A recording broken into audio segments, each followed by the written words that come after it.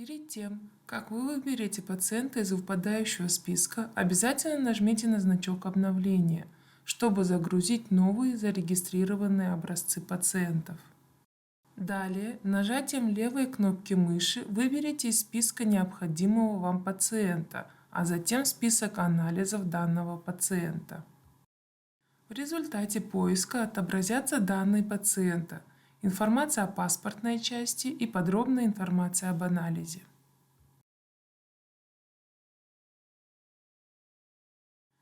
Рассмотрим заполнение результатов анализов. Имеются два типа ввода результатов анализа. Шаблонный, то есть выбор из выпадающего списка, и ручной, путем самостоятельного ввода с помощью клавиатуры.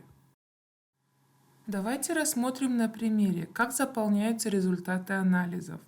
Вы можете вводить результаты анализов по мере их готовности.